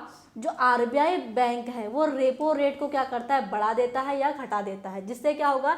इंटरेस्ट रेट बदल जाता है। जो बैंक के इंटरेस्ट रेट होता है, जिससे कि अगर कोई बैंक किसी कस्टमर को लोन 7% पर दे रहा है, ठीक है, वो बदल जाएगा, ठीक है। अब उसमें जैसे कोई डिपॉजिट ले रहा है, कस्टमर डिपॉजिट रख रहा है बैंक में कस्टमर, उसके इंटरेस्ट रेट बदल देगा। कौन बदलता है? आरबीआई बदलता है। किसके लिए? अगर कोई भी इन्फ्लेशन से रिलेटेड कोई भी इशू हो रहा है या फिर इसको लग रहा है कि इसे कंट्रोल करना चाहिए, तो क्या करेगा? आरबीआई उस चीज़ पर काम करता है, उसको कंट्रोल करने की कोशिश करता है। अब इसमें एक वर्ड है आरबीआई रेपो रेट, ठीक है। आपको ये सिंगल क्वेश्चन भी पूछ सकता है मतलब रिजर्व बैंक ऑफ इंडिया के अंदर कि आरबीआई रेपो रेट क्या होता है। तो मैं आपको बता दूं आरबीआई रेपो रेट क्या होता है। जैसे कि अभी बताया मैंने आपको, अगर कोई मान लो कमर्शियल बैंक है, जैसे एचडीएफसी हो गया या फिर एसबीआई हो गया, ठीक है, एसबीआई के पास फंड नहीं है, उसे फंड की ज़रूरत है, ठीक है, तो क्या होगा? अगर किसी भी कमर्शियल बैंक को फंड की ज़रूरत है, उसके पास पैसा नहीं, तो क्या करता है? वो आरबीआई से लोन लेता है, ठीक है। अब आरबीआई जिस रेट पर, ठीक है, जो भी इंटरेस्ट रेट पर कमर्शियल बैंक को लोन देती वही कहलाती है आरबीआई रेपो रेट। सिंपल से बोले तो कमर्शियल बैंक को जिस भी रेट पर आरबीआई लोन देती है वही कहलाती है रेपो रेट। अब देखिए, इस आरबीआई के अंदर दो वर्ड्स होते हैं, एक होता है सीआरआर और एक होता है एसआरआर, ठीक है। ये दो वर्ड होते हैं इस रिजर्व बैंक ऑफ इंडिया के अंदर जो आपको सिंगल क्वेश्चन के रूप में पूछ सकते हैं। जैसे कि मान लो आपको रिजर्व बैंक ऑफ इंडिया नहीं आया, हो सकता है आपको रेपो रेट आ जाए, हो सकता है आपको सीआरआर आ जाए या एसआरआर आ जाए। तो सीआरआर का मतलब होता है केस रिजर्व रेशियो। अब केस रिजर्व रेशियो क्या होता है? केस रिजर्व रेशियो होता है क्या? जैसे कि कोई व्यक्ति है, किसी व्यक्ति ने क्या किया है, किसी कस्टमर ने बैंक के पास, ठीक है, कोई कस्टमर था, उस कस्टमर ने एसबीआई बैंक में 10 लाख, ठीक है, 10 लाख क्या किया? डिपॉजिट करवाया। अब क्या होगा? जो 10 लाख उस कस्टमर ने एसबीआई बैंक में क्या किया है? डिपॉजिट किया है, तो क्या होगा? उस एसबीआई बैंक को आरबीआई जो है, ठीक है, रिजर्व बैंक ऑफ इंडिया है, उसके पास 10 लाख का कुछ हिस्सा केस के रूप में किसको देना पड़ेगा? आरबीआई को देना पड़ेगा, क्योंकि अगर किसी भी प्रकार का लॉस होता है बैंक को तो क्या करती है, आरबीआई वहाँ से अपने इससे उसको कंट्रोल करती है। इसलिए किसी भी बैंक के में कोई भी कस्टमर कितना भी डिपॉजिट करता है उसका कुछ हिस्सा उस बैंक को किसको देना पड़ता है, आरबीआई को देना पड़ता है। वही कहलाता है CRR, केस रिजर्व रेशियो। फिर सेकंड है SLR, ठीक है, स्टेटरी लिक्विडिटी रेशियो। स्टेटरी लिक्विडिटी रेशियो, ठीक है, ये भी क्या होता है, स्टेटरी लिक्विडिटी रेशियो कहलाता है। जैसे कि किसी कस्टमर ने क्या किया है, अपना कुछ भी मतलब जैसे कि गोल्ड हो गया या फिर अदर जैसे पैसा ही मान लो। अब किसी कस्टमर ने क्या हुआ, 1 लाख यहाँ पर डिपॉजिट किया किसी बैंक में। अब क्या करना पड़ेगा, अब बैंक क्या करेगा, जैसे कि SBI के पास किसी कस्टमर ने 1 लाख जमा किया है तो SBI क्या करेगा, आरबीआई को, ठीक है, गवर्नमेंट सिक्योरिटी के रूप में, इन्वेस्टमेंट के रूप में, गोल्ड के रूप में, ठीक है, किसी भी रूप में क्या करता है, कुछ हिस्सा, इस 1 लाख का कुछ हिस्सा गवर्नमेंट सिक्योरिटी, गोल्ड या अदर किसी इन्वेस्टमेंट के रूप में किसके पास देता है, आरबीआई के पास देता है, ठीक है, वो कहलाता है SLR। केस के रूप में दे रहा है तो CRR, गवर्नमेंट सिक्योरिटीज किसी इन्वेस्टमेंट या गोल्ड के रूप में दे रहा है तो SLR, ठीक है। ये था CRR, SLR और रेपो रेट। रेपो रेट क्या होता है, जब कोई कमर्शियल बैंक आरबीआई से जिस रेट में लोन लेता है, ठीक है, या जिस रेट में आरबीआई किसी कमर्शियल बैंक को लोन देता है वो कहलाती है रेपो रेट। अब हम देखते हैं कि आरबीआई के, ठीक है, रिजर्व बैंक ऑफ इंडिया, ठीक है, रिजर्व बैंक ऑफ इंडिया की फंक्शंस क्या होते हैं। जैसे मैंने आपको बताया था कि रिजर्व बैंक ऑफ इंडिया का काम क्या है, वो करेंसी इशू करता है, मतलब करेंसी जारी करता है, मौद्रिक नीति बनाता है, मतलब इन्फ्लेशन कंट्रोल, जैसे कि इन्फ्लेशन मतलब महंगाई बढ़ रही तो क्या करेगा, उसको कंट्रोल करने के लिए इंटरेस्ट रेट को बढ़ा देता है, घटा देता है, ठीक है, लिक्विडिटी कंट्रोल करता है, इंटरेस्ट रेट को बढ़ाता है, घटाता है, ये सारी चीज़ें कौन करता है, आरबीआई करता है। फिर थर्ड है रेगुलेटर ऑफ बैंक, सारे बैंक को रेगुलेट भी कौन करता है, आरबीआई बैंक करता है। जैसे कि मैंने बताया कमर्शियल बैंक में, प्राइवेट सेक्टर बैंक हो, फिर या पब्लिक सेक्टर बैंक हो, रीजनल रूरल बैंक हो, अदर किसी भी प्रकार का कोई भी बैंक हो, सारे बैंक को रेगुलेट कौन करता है, रिजर्व बैंक ऑफ इंडिया करता है। किसी बैंक को फंड की ज़रूरत है तो कौन हेल्प करेगा, आरबीआई हेल्प करता है। फिर फोर्थ फंक्शन है इसका मैनेज ऑफ फॉरेन एक्सचेंज, ठीक है, विदेशी मुद्रा का प्रबंधन, ठीक है, जैसे कि करेंसी क्या करना है, चेंज करना है, ठीक है, जो इंडियन करेंसी है उसको क्या करना है, डॉलर में कन्वर्ट करना है, डॉलर को इंडियन में करना है। करेंसी एक्सचेंज भी कौन करता है, आरबीआई बैंक करता है। फिर डेवलपमेंट फंक्शंस, विकास कार्य, ठीक है, रूरल क्रेडिट मतलब ग्रामीण क्षेत्र में जो भी क्रेडिट करना होता है, फाइनेंशियल इंक्लक्शन, बैंकिंग टेक्नोलॉजी प्रमोशन, जैसे कि कोई भी एग्रीकल्चर प्रमोशन करना है, डेवलपमेंट प्रमोशन करना है, ग्रामीण क्षेत्रों में कोई काम करना है, सारी चीज़ें किसको हैंडल करता है, सारी चीज़ें आरबीआई हैंडल करता है, ठीक है। ये था आरबीआई। तो आरबीआई क्या होता है, देखिए हमने देखा रेपो रेट क्या होता है, SLR क्या है, CRR क्या है, आरबीआई के फंक्शंस क्या है। अब है नेक्स्ट टॉपिक प्लास्टिक मनी, ठीक है, plastic money and modern banking. तो प्लास्टिक मनी में आपको बता दूं कि प्लास्टिक मनी क्या होता है, जैसे कि आप एटीएम का यूज़ कर रहे हैं, आप तुरंत गए, आपने पैसा निकाला, कैश में आपके पास पैसा आ गया, ठीक है, ये भी क्या है, एक प्लास्टिक मनी है। आप डेबिट कार्ड का यूज़ कर रहे हैं, क्रेडिट कार्ड का यूज़ कर रहे हैं, प्रीपेड कार्ड का यूज़ कर रहे हैं, ट्रैवल कार्ड का यूज़ कर रहे हैं, ठीक है, ये क्या है, सब प्लास्टिक मनी, क्योंकि आपको यहाँ पर कैश की ज़रूरत नहीं पड़ती, आप डायरेक्ट क्या करते हैं, कार्ड से पेमेंट करते हैं, ठीक है, ये क्या है, प्लास्टिक मनी है। Plastic money refer to card like debit, credit and prepaid card that allows cashless transaction instead to using physical money. Plastic money क्या है, प्लास्टिक मनी वह भुगतान का माध्यम है, मतलब पेमेंट का वह माध्यम है जिसमें credit card, debit card, prepaid card जैसी सुविधाएं होती है और नकद के बजाय डिजिटल लेन देन किया जाता है। इसमें कैश की आपको बिल्कुल ज़रूरत नहीं पड़ती, बिल्कुल कैशलेस ट्रांजैक्शन होता है, आपको कहीं भी कैश की ज़रूरत नहीं पड़ती। आपको कहीं भी कुछ लेना है, कुछ खरीदना है, ठीक है, तो आप क्या करते हैं, कार्ड से पेमेंट कर देते हैं। ये क्या है, एक डिजिटल भुगतान भी कहलाता है, ठीक है। जैसे कि आपने क्या एग्जाम्पल दिया है, सीता ने क्या किया, ग्रोसरी पेमेंट के लिए डेबिट कार्ड स्वाइप किया। आपके डेबिट कार्ड में मान लो कितने रुपए हैं, 10,000 रुपये हैं, आपने क्या किया, 8,000 की शॉपिंग की, आपने क्या किया, अपना डेबिट कार्ड दिया, डेबिट कार्ड को स्वाइप किया, उसमें से क्या हो गया, आपके 8,000 रुपये कट गए, 2,000 सिर्फ बच गए। ये क्या था, ये था डेबिट कार्ड, जिसे हम कहते हैं प्लास्टिक मनी। आपको वहाँ पर कैश की बिल्कुल भी ज़रूरत नहीं पड़ी। अब हम देख लेते हैं कि प्लास्टिक मनी कौन कौन से होते हैं। तो प्लास्टिक मनी जैसे बताया, debit card, credit card, prepaid card, smart card, ATM card, ये क्या है सब, ये सारी चीज़ें हैं प्लास्टिक मनी। इसमें क्या होता है, जैसे कि डेबिट कार्ड, इसमें सीधे बैंक अकाउंट से पैसा कटता है। जैसे अभी आपको मैंने एग्जांपल बताया, एक लड़की थी, उसने क्या किया, ग्रोसरी पे कोई शॉपिंग की, ग्रोसरी की शॉपिंग की, उसके अकाउंट में 10,000 रुपये थे। उसने क्या किया, क्रेडिट कार्ड स्वाइप किया, 10,000 में से 8,000 कट गए, 2,000 बच गए। ठीक है, क्या हुआ, आपके सीधे बैंक से पैसा कटा और कैशलेस पेमेंट के लिए यूज़ होता है। ये क्या कहलाता है, डेबिट कार्ड। अब क्रेडिट कार्ड क्या होता है, जिसमें हम क्या करते हैं, बैंक से उधार लेते हैं कुछ टाइम के लिए। आपके पास पैसे नहीं, आपने क्या किया, क्रेडिट कार्ड का यूज़ किया। अब आपके पास जब पैसे आएंगे, आप क्या करेंगे, क्रेडिट कार्ड का पेमेंट कर देंगे। तो ये भी क्या है, एक प्लास्टिक मनी है। फिर प्रीपेड कार्ड, इसमें क्या होता है, इसमें हमें पहले से पैसे लोड किया जाता है। आपने क्या किया, आपको कैश यूज़ नहीं करना है, आपके पास जितना पैसा था आपने प्रीपेड कार्ड में डाल दिया। अब आप क्या करेंगे, आप उस प्रीपेड कार्ड का यूज़ करके जो भी पेमेंट है वो कर सकते हैं। अब स्मार्ट कार्ड में क्या होता है, आपकी जो भी सिक्योरिटी रहती है वो अच्छी रहती है। ठीक है, जैसे इनमें भी सारी चिपें लगी होती है। अब इसमें जो स्मार्ट कार्ड है, इसमें एक अलग से चिप लगी होती है, जिससे क्या होता है, आपका डाटा और बैलेंस बिल्कुल सिक्योर रहता है। फिर एटीएम कार्ड, जैसे मैं आपको बताया, एटीएम कार्ड का यूज़ आप 24 घंटे कर सकते हैं, सातों दिन 24 घंटे कर सकते हैं, क्योंकि आपको जब भी केस की ज़रूरत पड़ती है, आप क्या कर सकते हैं, आप तुरंत जाकर 1 मिनट में पैसा निकाल कर उस केस का यूज़ कर सकते हैं। ये भी क्या है, एक प्लास्टिक मनी है, आप इसका यूज़ कर सकते हैं। ठीक है, ये कि सारे क्या थे, ये सारे थे प्लास्टिक मनी। अब हम देखेंगे इसी में कि मॉडर्न बैंकिंग क्या होता है।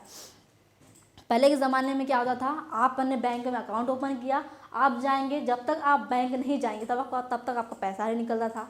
आप जितना भी ट्रांजेक्शन आप कर रहे हैं, जो भी लेन देन करें, जो भी सारी चीज़ें हो रही है, आपका बिल्कुल बाकायदा आपके पासबुक में सारी एंट्री होती थी। आजकल ऐसा नहीं होता है। आप क्या कर सकते हैं, आप घर बैठे पेमेंट कर सकते हैं, यूपीआई का यूज़ करके, नेट बैंकिंग का यूज़ करके आप अकाउंट ओपन कर सकते हैं। ठीक है, आप देख सकते हैं ट्रांजेक्शन कितने हुए हैं, कहाँ हुए हैं, आप किसी को ट्रांजेक्शन करना है, अकाउंट देखना है, मतलब सारी चीज़ें आप क्या कर सकते हैं, घर बैठे कर सकते हैं। ये क्या है, ये एक मॉडर्न बैंकिंग है।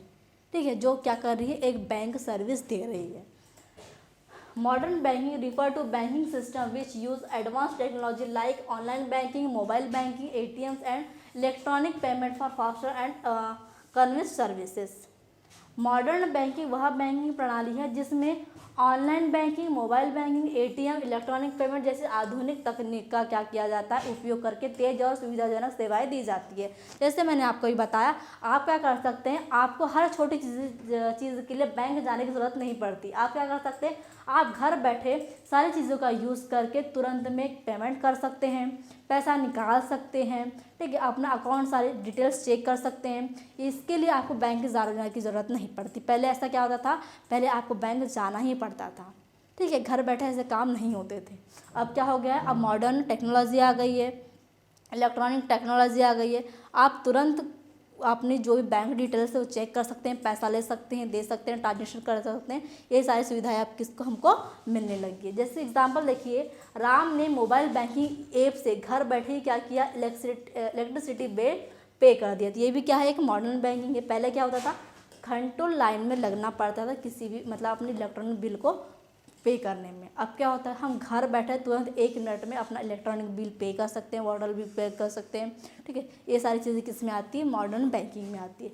अब मॉडर्न बैंकिंग क्या क्या है, जैसे कि एटीएम हो गया, डेबिट कार्ड हो गया, क्रेडिट कार्ड हो गया। जैसे मैंने आपको प्लास्टिक मनी में बताया, डेबिट कार्ड, क्रेडिट कार्ड की यूज़, एटीएम का यूज़, आप 24 घंटे 7 दिन आप क्या कर सकते हैं, क्रेडिट कार्ड का यूज़ कर सकते हैं विड्रॉल लेने के लिए, है ना।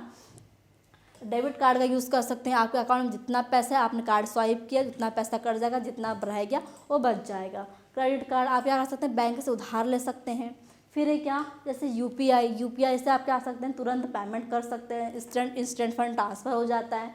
फिर क्या है, मोबाइल बैंकिंग, इससे क्या होता है, मोबाइल से अकाउंट और बिल्स मैनेज करने में सुविधा मिलती है। आप क्या कर सकते हैं, अपने मोबाइल से सारे जो अकाउंट्स के बिल है, ठीक है, सारी चीज़ें मैनेज कर सकते हैं। फिर इंटरनेट या ऑनलाइन बैंकिंग, इससे आप क्या कर सकते हैं, बैंक की वेबसाइट या ऐप से अकाउंट को मैनेज कर सकते हैं, अकाउंट ओपन कर सकते हैं। फिर एसएमएस बैंकिंग से क्या होता है, एसएमएस के ज़रिए अकाउंट की जो भी इंफॉर्मेशन है, अगर आपके अकाउंट से कितना पैसा क्रेडिट हो रहा है, कितना डेबिट हो रहा है, क्या चीज़ें हो रही है, कितना पैसा आ रहा है, ये सारी चीज़ों की इन्फॉर्मेशन आपको एसएमएस बैंकिंग के द्वारा मिल जाती है। क्योंकि अगर आपके अकाउंट से अगर 2000 रुपये भी कटा तो आपको उसका मैसेज आ जाता है, और 2000 भी क्रेडिट होता है आपको उसका भी मैसेज आ जाता है। फिर ईमेल अलर्ट्स। ईमेल अलर्ट्स क्या है, इसमें भी क्या होता है, ईमेल के जरिए आपके अकाउंट में ट्रांजेक्शन को अपडेट की सूचना मिल जाती है कि आपका ट्रांजेक्शन में अपडेट हुआ है, आपका कितना ट्रांजेक्शन हो रहा है डेली का, या कितने दिन में कितना ट्रांजेक्शन हुआ है। अगर आपके अकाउंट से अभी पैसे कटे या फिर आपने अभी किसी को पैसा ट्रांसफर किया तो ईमेल के द्वारा क्या हो सकता है, आपको एक सूचना या इन्फॉर्मेशन मिल जाती है। ये सारी चीज़ें क्या है, ये मॉडर्न बैंकिंग है, जिससे आप क्या कर सकते हैं, जिससे हमें एक सुविधा मिलती है। फिर हमारा नेक्स्ट टॉपिक है इंश्योरेंस। ठीक है, इंश्योरेंस मैंने आपको बहुत सारी जगह बता दिया कि इंश्योरेंस क्या है। ठीक है, इंश्योरेंस क्या होता है, इंश्योरेंस बीमा कंपनी और पॉलिसी होल्डर जो बीमा लेना चाहता है उन दोनों के बीच क्या होता है, एक कॉन्ट्रैक्ट होता है, एग्रीमेंट होता है। ठीक है, insurance is the contract in which one party injured agree to constant another party the injured for financial losses arising for specific risk on in exchange for a premium। इसमें क्या होता है, बीमा क्या होता है, एक अनुबंध है, एक कॉन्ट्रैक्ट है, किसके बीच, बीमा कंपनी के बीच और बीमा करता, मतलब जो बीमा लेना चाहता है और जो बीमा देता है, मतलब बीमा कंपनी और पॉलिसी होल्डर दोनों के बीच क्या होता है, एक कॉन्ट्रैक्ट होता है, जिसमें क्या होगा, कोई भी अनिश्चित जोखिम, मतलब उस कस्टमर को या फिर वो पॉलिसी धारक, ठीक है, जो पॉलिसी होल्डर होता है, जिसे रिस्क के अगेंस्ट उसने क्या किया, इंश्योरेंस लिया है, उसको किसी भी प्रकार का रिस्क होता है तो इंश्योरेंस कंपनी क्या करती है, उसके रिस्क को प्रोटेक्शन देने के लिए उसके हानि की या उसके लॉस की भरपाई करने का वचन देती है। उसके बदले क्या करेगा, वो पॉलिसी होल्डर उसको एक मंथली या ईयरली पेमेंट करेगा, और उसकी जब इंश्योरेंस मैच्योर हो जाएगी तब क्या होगा, उसको उसका पैसा एक रिस्क के रूप में या इसके रिस्क के प्रोटेक्शन के रूप में उसको मिल जाता है। ठीक है, यही होता है इंश्योरेंस। अब हम देखते हैं, मैं आपको बता दूं कि जो regulatory framework of insurance sector India है, इंश्योरेंस सेक्टर को, ठीक है, इंश्योरेंस सेक्टर को चलाता है कौन है, IRDAI। IRDAI का फुल फॉर्म होता है insurance regulatory and development authorities of India. ठीक है, तो जो इंश्योरेंस सेक्टर है हमारे इंडिया का, उसे कौन चला रहा है, उसको चलाता है insurance regulatory and development authorities of India के अकॉर्डिंग उसे चलाया जाता है। IRDAI बीमा कंपनी को लाइसेंस देता है कि वो क्या कर सकता है, अपनी बीमा कंपनी चला सकता है। उनके कार्यों पर क्या किया जाता है, निगरानी रखता है। नियम कानून कौन बनाता है, इंश्योरेंस कंपनी की IRDAI बनाता है।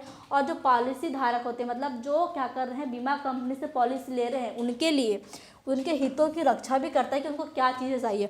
और ये सारी चीज़ें किस में होती है, ये सारी चीज़ें बीमा क्षेत्र मुख्य रूप से इंश्योरेंस एक्ट 1938, ठीक है, इंश्योरेंस एक्ट है ये, इंश्योरेंस एक्ट 1938 और IRDAI एक्ट 1999 मतलब 99, ठीक है, इन दोनों एक्ट के अकॉर्डिंग क्या किया जाता है, इंश्योरेंस कंपनी को चलाया जाता है। इन दोनों एक्ट के अकॉर्डिंग ही क्या किया जाता है, इंश्योरेंस कंपनी के नियम लागू किए जाते हैं और अथॉरिटीज़ बनाई जाती है। अगर आपको एग्जाम में regulatory framework of insurance sector in India आता है तो आपको इन दोनों एक्ट का ध्यान रखना है, इंश्योरेंस एक्ट 1938 और IRDAI एक्ट 1999। ठीक है, इसमें IRDAI क्या करता है, इंश्योरेंस कंपनियों को चलाता है।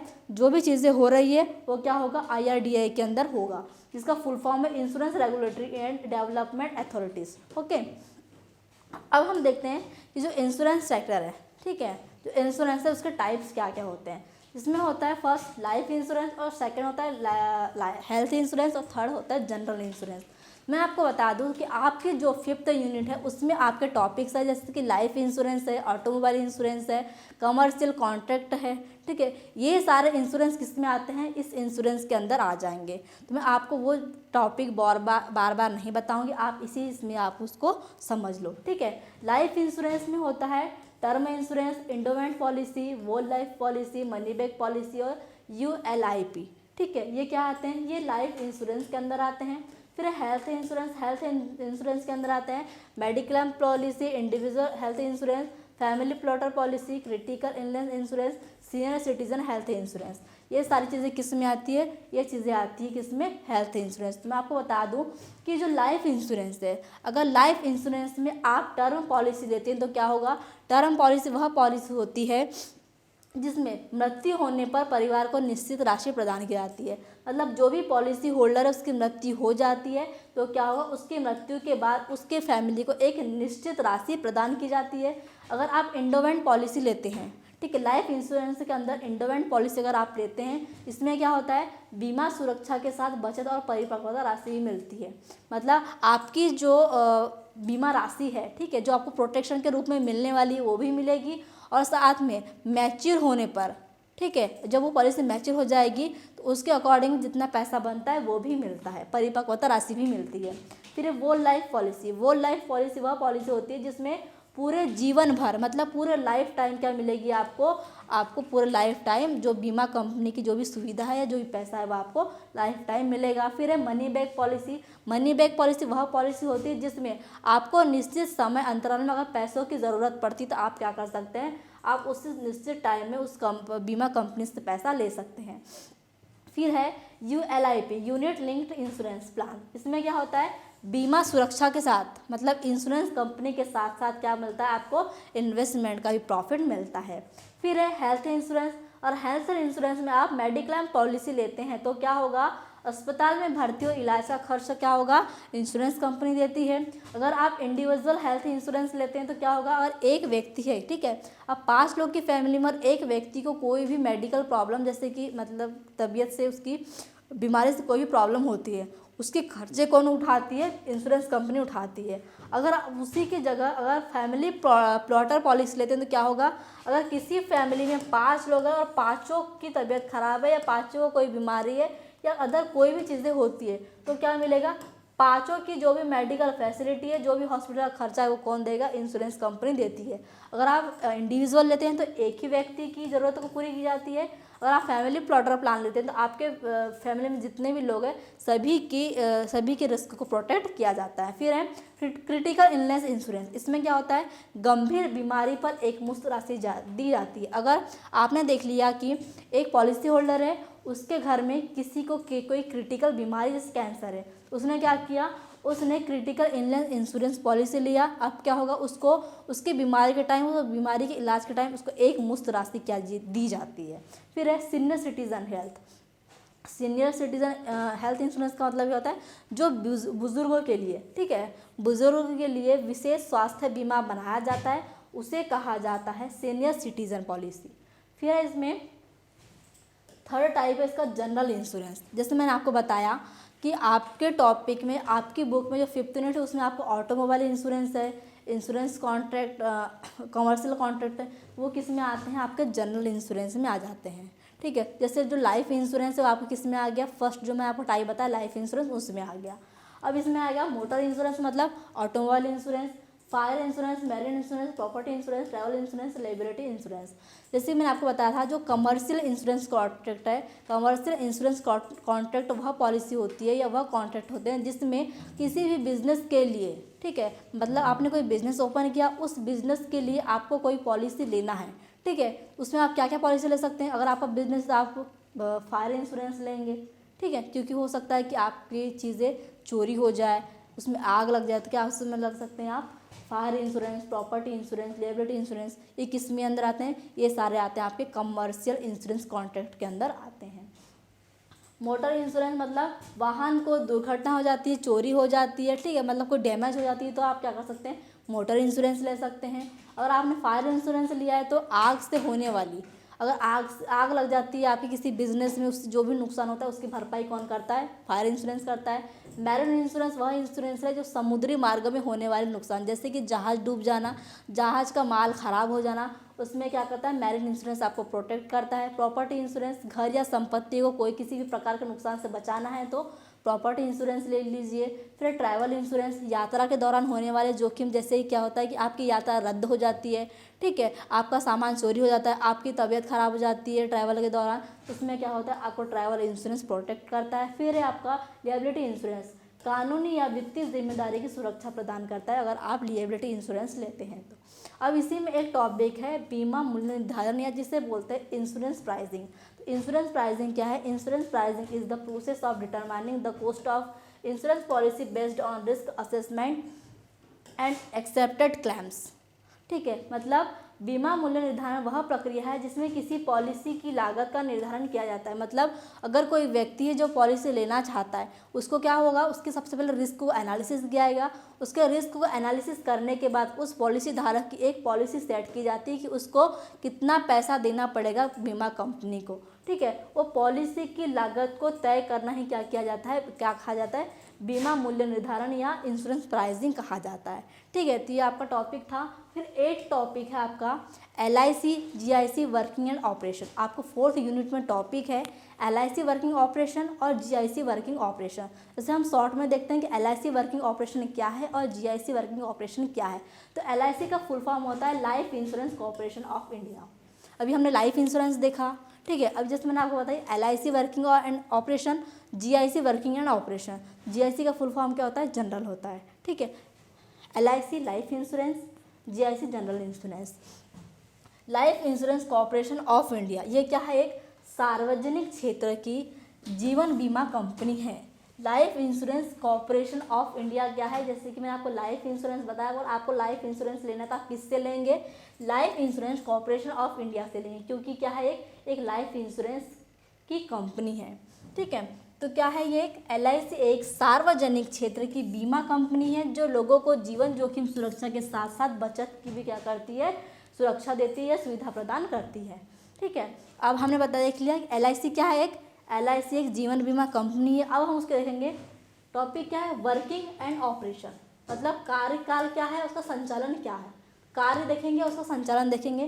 तो LIC का कार्य क्या है? LIC का कार्य है पॉलिसी क्या करना? इंश्योरेंस करना। पॉलिसी इंश्योरेंस करना, प्रीमियम जो बन रहा है उसको क्या करना? कलेक्शन करना। जो रिस्क है उसको उस रिस्क पूलिंग करना, मतलब जो सभी बीमा धारक है, मतलब सभी जो पॉलिसी होल्डर्स हैं, ठीक है, उसके प्रीमियम को एकत्र करके, मतलब कलेक्ट करके क्या करना है? जोखिम में बांटा जाता है। मतलब कहाँ पर जोखिम हो रहा है, किसको रिस्क हो रहा है, उसमें प्रोटेक्शन के लिए क्या किया जाता है? सभी बीमा धारक की प्रीमियम को एकत्र किया जाता है। ठीक है, ये क्या है? ये LIC के कार्य है। फिर क्या काम है? इन्वेस्टमेंट ऑफ फंड, जो भी फंड आ रहा है उसको इन्वेस्टमेंट करना। क्लेम सेटलमेंट करना, मतलब जो भी क्लेम है मृत्यु या परिपक्वता पर, जैसे किसी की मृत्यु हो गई जो पॉलिसी होल्डर की, तो उसको क्या करना पड़ेगा? उसके फैमिली को रिस्क से प्रोटेक्शन देना पड़ेगा। अगर किसी की पॉलिसी मैच्योर हो गई, उस पर क्या पड़ेगा? उसको मैच्योर होने पर उसको पैसा देना पड़ेगा। उसमें क्या किया जाता है? क्लेम सेटलमेंट करना भी क्या है? LIC कंपनी, मतलब जो life insurance corporation of India, उसका काम होता है। ये क्या होगा? उसके वर्किंग हो गए, मतलब उसका काम हो गया। अब ऑपरेशंस क्या क्या है उसके? Risk assessment and policy approval, जोखिम मूल्यांकन और पॉलिसी स्वीकृत करना क्या है उसका? ये ऑपरेशन करता है वो। Maintenance and premium record, premium record का रख रखाव करना भी क्या है? LIC का ऑपरेशन है। Customer service and policy serving, ये क्या है? ग्राहक और सेवा को पॉलिसी सेवा देना, ये भी क्या है? इंश्योरेंस, जो लाइफ इंश्योरेंस है उसका क्या है? ऑपरेशन है, मतलब परिसंचालन है। ये सारी चीज़ें को क्या करता है? परिसंचालन करता है। ये सारे ये ऑपरेशन कौन करता है? LIC करता है। Declaration of bonus, settlement of claim, ये सारी चीज़ें क्या करता है? कौन ऑपरेट करता है? LIC ऑपरेट करता है। तो हमने क्या देखिए LIC का वर्क क्या है, LIC कौन कौन से वर्क करता है और कौन कौन से ऑपरेशन जनरेट करता है, ये सारी चीज़ें हमने क्या देखी? LIC के अंदर देखी। अब इसमें क्या है? GIC। ठीक है, GIC क्या है? GIC का फुल फॉर्म होता है general insurance corporation of India. ये क्या है? GIC भारत की राष्ट्रीय पुनर्बीमा कंपनी है। यह सीधा क्या करती है? आम जनता को बीमा नहीं देती, बट बीमा कंपनी जो होती है उसको सुरक्षा प्रदान करती है। जैसे कि LIC क्या हो रही थी? LIC सामने से LIC कंपनी क्या करती है? लाइफ इंश्योरेंस दे रही थी, और जनरल इंश्योरेंस क्या करती है? General insurance corporation of India ये डायरेक्ट अपने पास से कोई भी इंश्योरेंस नहीं देती, बल्कि जो भी इंश्योरेंस लाइफ इंश्योरेंस दे रही है उसको क्या करती है? उसको सुरक्षा प्रदान करने का काम कौन करती है? GIC करती है। इसका काम क्या क्या है? इसका काम है एक्सेप्टेंस ऑफ रिस्क, जो भी रिस्क है उसको एक्सेप्ट करना, रिस्क को शेयर करना, री इंश्योरेंस प्रीमियम देना, मतलब जो भी इंश्योरेंस है कोई रिस्क हो रहा है उसमें क्या करना है आपको? उसको री इंश्योरेंस प्रीमियम देना है। किसका काम है? GIC का काम है। मतलब पुनर्बीमा प्रीमियम कौन देती है? GIC देती है। फिर इन्वेस्टमेंट ऑफ फंड, फिर है क्लेम सेटलमेंट। क्लेम सेटलमेंट तो मैंने आपको बताया था LIC में भी और GIC में। इनका काम क्या है, क्लेम को सेटलमेंट करना। मतलब जो भी अगर इंश्योरेंस किसी की, कोई पॉलिसी होल्डर के जो इंश्योरेंस है वो क्या हो रहा है, मैच्योर हो रहा है, या फिर किसी की डेथ होने पर क्या करना है, उसके रिस्क को प्रोटेक्शन करना है, तो उसका क्लेम सेटलमेंट करती है।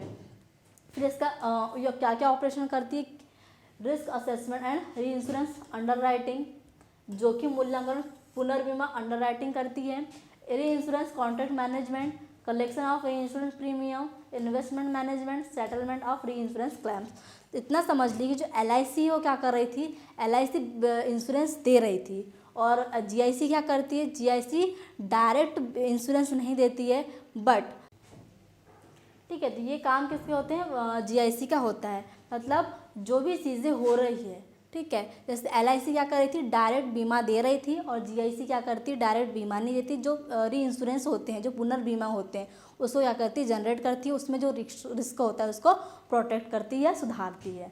फिर नेक्स्ट टॉपिक है हमारा रिटायरमेंट प्लान। रिटायरमेंट प्लान में क्या होता है, हम सबसे पहले देखेंगे रिटायरमेंट क्या है और रिटायरमेंट प्लान क्या है।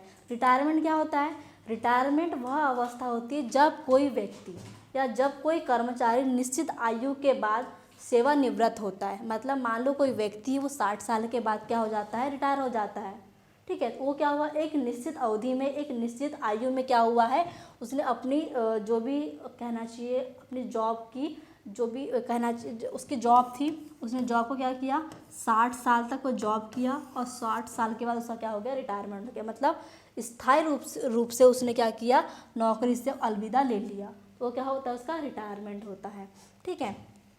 तो क्या है, रिटायरमेंट वह अवस्था होती है जब कोई कर्मचारी निश्चित आयु या सेवा अवधि पूरी करने के बाद स्थायी रूप से नौकरी से अलग हो जाता है, तो वो क्या कहलाता है, रिटायरमेंट कहलाता है।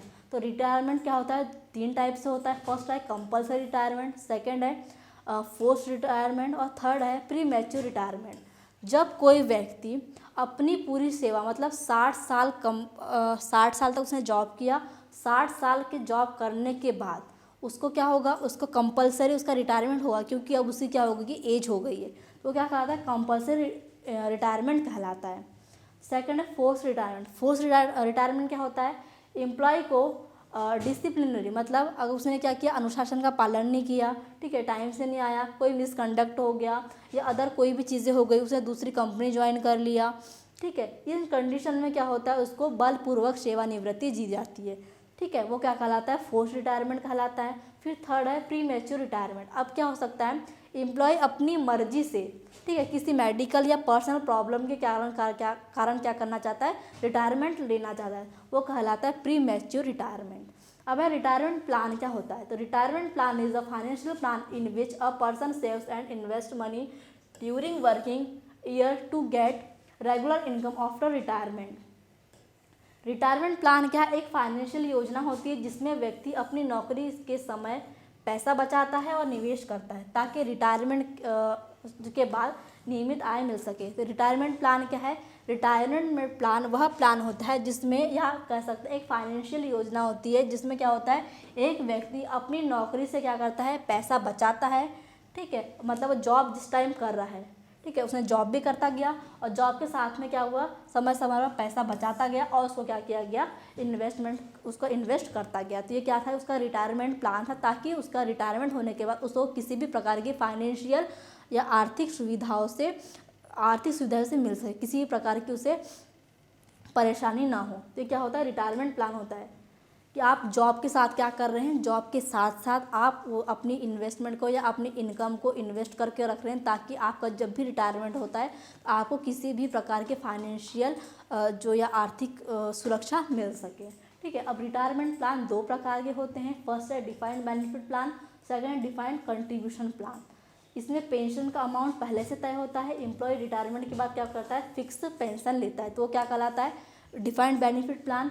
और सेकंड है डिफाइंड कंट्रीब्यूशन प्लान। इसमें क्या होता है, इसमें एम्प्लॉय और एम्प्लॉयर दोनों क्या करते हैं, पैसा जमा करते हैं, और रिटायरमेंट के समय फंड की वैल्यू के हिसाब से पेमेंट मिलता है। मतलब जो पीएफ होता है, जो पीएफ है वो इसमें आ जाता है डिफाइंड कंट्रीब्यूशन प्लान में, और जो आपकी पेंशन हो जाती है वो आपके डिफाइंड बेनिफिट प्लान में आ जाती है। फिर एन्युटीज़। एन्युटीज क्या होता है? Annuities are financial contract in which a person invest a lump sum of periodic amount and receive regular payment at fixed interval usually after retirements. Annuities क्या होती है? एन्युटीज एक फाइनेंशियल एग्रीमेंट होती है जिसमें व्यक्ति एक मुश्त या किस्तों में पैसा क्या करता है? इन्वेस्ट करता है।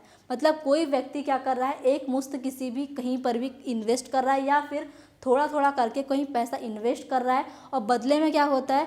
रिटायरमेंट के बाद उसको बदले में एक निश्चित समय पर निश्चित इनकम प्राप्त होती है। आमतौर पर रिटायरमेंट के बाद तो वही क्या कहलाती है? एन्युटीज कहलाती है। मतलब सिंपल सा बोले तो क्या है? एन्युटीज एक फाइनेंशियल एग्रीमेंट है या फाइनेंशियल अरेंजमेंट है जिसमें क्या कर रहा है? जिसमें व्यक्ति एक मुश्त या फिर किस्तों के रूप में इन्वेस्ट करता है और रिटायरमेंट के बाद उससे एक निश्चित रूप से महीने बोल लो, ठीक है, महीने 2 महीने बाद क्या मिलती है? लगातार पैसा मिलते रहता है ताकि उसके रिटायरमेंट के बाद उसको किसी प्रकार की आर्थिक सुविधाओं से मिल सके। अब एक क्लासिफिकेशन ऑफ एन्युटीज। एन्युटीज कितने प्रकार की होती है? तो फर्स्ट है by the commencement of income, आय की शुरुआत के अनुसार, ठीक है, आय की शुरुआत के अनुसार। एन्युटीज 2 प्रकार की होती है, इमीडिएट एन्युटी और डिफर्ड एन्युटी।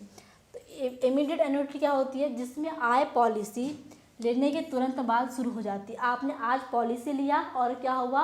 आज पॉलिसी लिया और 1 महीने बाद क्या हो गया? आपकी वो पॉलिसी स्टार्ट हो गई, मतलब एन्युटी शुरू हो गई आना, वो कहलाती है इमीडिएट एन्युटी। सेकंड है डिफर्ड एन्युटी। इसमें क्या होता है? इसमें आय कुछ समय बाद भविष्य में क्या होती है? शुरू होती है। आपने आज पैसा जमा किया, आपको 1 साल बाद क्या होगी? उसकी एन्युटीज मिलना प्रारंभ होगी, तो वो क्या कहलाती है? डिफर्ड एन्युटीज कहलाती है। फिर सेकंड है by the number of lifes, जीवन की संख्या के अनुसार। इसमें 2 होता है, सिंगल लाइफ एन्युटीज और जॉइंट लाइफ एन्युटीज। इसमें क्या होगा? इसमें आय केवल किसमें? एक व्यक्ति को जीवन तक मिलती है। और सेकंड क्या है? Joint life. इसमें क्या मिलेगी? इसमें आय 2 या 2 से अधिक व्यक्तियों से जीवन से जुड़ी होती है। मतलब अगर इसमें क्या है? एक व्यक्ति है, एक व्यक्ति जिसको मिल रही थी उसकी मृत्यु हो जाएगी तो क्या होगी? एन्युटीज बंद हो जाएगी। बट इस प्लान में क्या होता है? इस प्लान के अकॉर्डिंग और वो व्यक्ति जिसके नाम से एन्युटीज थी वो मर भी जाता है तो उसकी वाइफ को, उसके बच्चों को क्या मिलती है? एन्युटीज मिलती है। फिर थर्ड है by the method of premium payment. मतलब जो आप प्रीमियम भुगतान कर रहे हैं उसके अनुसार 2 प्रकार की होती है, सिंगल प्रीमियम और रेगुलर प्रीमियम। इस प्रीमियम में एक बार में पूरा भुगतान किया जाता है। सिंगल प्रीमियम में क्या हो रहा है? आप जितने रुपए की एन्युटीज ले रहे हैं उसको आपका भुगतान क्या करना पड़ेगा? एक साथ करना पड़ेगा। और रेगुलर प्रीमियम क्या होता है? इस प्रीमियम में आपको क्या मिलेगा? किस्तों के रूप में दिया जाता है। सिंगल प्रीमियम में क्या होता है? आपको एक ही बार में क्या मिल रहा है? इसमें पैसा मिल रहा है। और इसमें क्या हो रहा है? रेगुलर प्रीमियम में आपको किस्त के रूप में थोड़ा थोड़ा पैसा मंथली वाइज मिलता जाता है। फिर by the method of disposition of proceed, मतलब प्राप्त धन के निपटान के अनुसार। इसमें 2 टाइप से होता है, लाइफ एन्युटी और एन्युटी सर्टेन।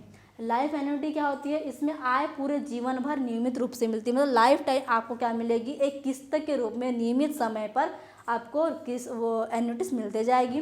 फिर एन्युटी सर्टेन, इसमें क्या होता है? इसमें आय एक निश्चित समय पर अवधि के लिए मिलती है। मतलब एक निश्चित टाइम होता है कि आपको 2 साल तक एन्युटीज मिलेगी, आपको क्या होगा? 2 साल तक ही मिलेगी।